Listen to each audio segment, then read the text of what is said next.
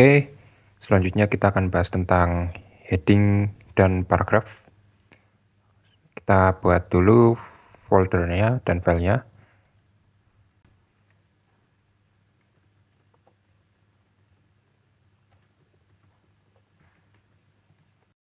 Oke, kita mulai pembahasannya heading dan paragraf.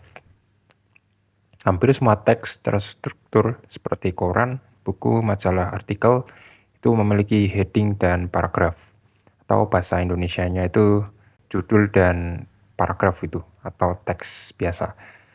Paragraf ini dibungkus dengan tag B. Lalu untuk heading itu kita bisa bungkus pakai H1 sampai H6. Nah, bedanya apa? Ini terdapat 6 tingkatan heading. Jadi H1 ini untuk judul utama, H2 untuk subjudul, H3 itu untuk subjudul, dan seterusnya ini sampai H6.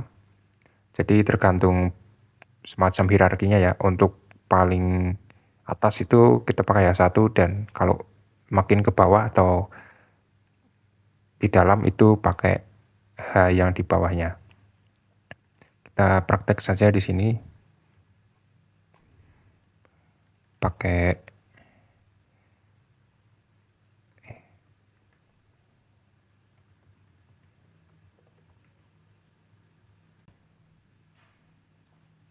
Oke, jadi ada H1,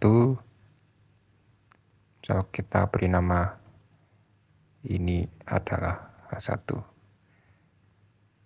Terus kita copy sampai 6 kali. Kita ubah jadi H2. Lalu H3. Nah, ini shortcut di VS Code, itu kalian bisa pakai Ctrl D untuk menyeleksi teks yang sama. Lalu kita bisa ubah secara bersamaan gitu, jadi lebih cepat.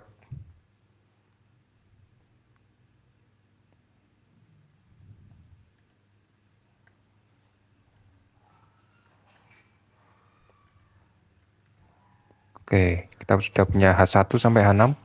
Lalu kita coba buka halamannya di browser. Jangan lupa kita pakai live server supaya perubahannya langsung diterapkan atau langsung berubah gitu. Nah, ini bedanya tampilan dari headingnya. Ini H1 ini terlihat besar, semakin ke bawah semakin kecil ya. Sebetulnya bukan masalah ukuran atau styling dari headingnya, namun ini untuk keterbacaan ya. Karena kalau kita pakai CSS itu misal pakai H6 juga bisa dibuat gede dan tebal kayak H1 gitu. Jadi bukan masalah stylingnya, tapi ke hierarki atau urutan dari struktur HTML-nya. Nah, ini ngaruhnya kemana? Ngaruhnya itu bakal ke SEO atau Search Engine Optimization dari halaman kita. Selanjutnya, menerapkan struktur hierarki. Nah, ini kita punya shortcode HTML seperti ini. Coba kita copy saja ya. Save. Nah, ini ada best practice atau praktik terbaiknya, semacam panduan yang bisa kita ikuti. Sebaiknya hanya satu H1 per halaman. Ini heading tertinggi. Jadi dalam satu halaman ini itu sebaiknya ada satu H1 saja. Ini sebagai judul utama. Gunakan heading sesuai urutan hierarki. Jangan lompat-lompat. Nah, misal kita punya subjudul ya pakainya H2. Nanti kalau punya sub lagi H3 dan seterusnya gitu. Idealnya gunakan maksimal 3 tingkatan heading dalam satu halaman agar tidak terlalu kompleks. Jika konten banyak, pertimbangkan memecah ke halaman terpisah. Nah, sebenarnya emang walaupun ada sampai H6, tapi sebenarnya disarankan itu pakainya sampai H3 saja ya. Jadi nggak boleh terlalu banyak gitu. Jadi cukup judul, subjudul, sama subjudul gitu. Kalau kita lihat di sini, nah hasilnya seperti ini ya. Oke, kita lanjutkan. Kenapa sih kita perlu struktur semacam ini? Jadi, jika teks tidak diberikan struktur, browser akan menampilkan teks dalam satu blok besar, sehingga ini akan sulit dibaca. Pengguna internet memindai halaman untuk mencari info cepat. Tanpa heading, sulit menemukan bagian penting. Nah, ini ngaruh ke SEO ya. SEO ini, search engine, menganggap heading berisi kata kunci penting. Tanpa heading, peringkat pencarian halaman bisa buruk. Nah, jadi kalau kita nyari sesuatu di Google itu Google itu bakal apa ya, kayak mengindeks dari heading-heading yang kita buat gitu. Misal di sini kita punya the crashing board. Misal kita nyari dengan kata kunci ini, itu halaman kita bakal naik kalau headingnya ada kata kunci yang sama gitu. Sedangkan kalau misal kita nggak pakai heading, itu bakal sulit ditemukan oleh SEO. Selanjutnya ini untuk accessibility. Jadi pembaca layar atau screen reader ini mengandalkan heading sebagai penanda navigasi konten. Tanpa heading, pengguna disabilitas harus mendengarkan seluruhan halaman dari awal. Nah, ini untuk aksesibilitas dari screen reader ya.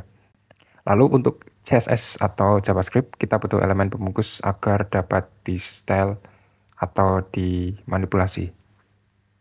Jadi tiap tag ini kita bisa manipulasi stylingnya pakai CSS atau JavaScript. Lalu kesimpulannya, jadi kita perlu untuk memberi markup struktural pada konten kita. Jadi penting ya untuk menerapkan hierarki heading paragraf di dalam file HTML kita. Nah, ini ada sedikit latihan. Kita bisa memberi struktur pada teks, plain text seperti ini. Silakan bisa diikuti supaya dibuat seperti ini. Oke, kita lanjutkan.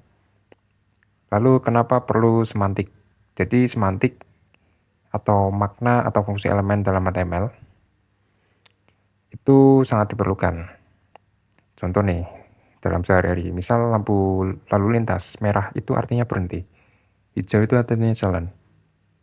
Jika semantik salah akan membingungkan, atau misal ada lampu lalu lintas pakai warna ungu gitu, itu kan apa ya, nggak wajar gitu. Itu artinya apa?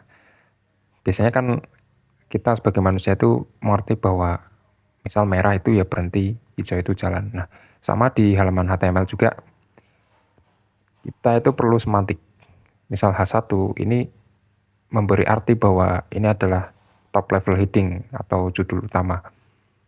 Browser otomatis memberi H1 ukuran huruf besar, tapi lebih penting maknanya. Nah, ini sudah saya jelaskan tadi ya, untuk keperluan search engine dan screen reader. Nah, lalu ada non-semantic elemen. Kita bisa meniru tampilan heading dengan elemen non-semantik, tapi tidak dapat mendapatkan manfaat semantiknya. Nah, ini ya, bisa kita akali dengan CSS sebenarnya. Span tidak punya makna, hanya membungkus styling. Tidak membantu SEO, tidak membantu screen reader juga. Kita coba ya, lihat. Taruh di bawah misalnya. Nah ini dengan CSS, itu kita bisa buat teksnya tuh lebih besar. Jadi nggak ngaruh ke stylingnya. Lebih ke semantiknya tadi ya. Kalau mau jadi heading ya pakai satu gitu. Bukan masalah stylingnya. Karena styling itu bisa kita ubah lagi pakai CSS seperti ini. Tuh. Seperti itu untuk pembahasan heading dan paragraf.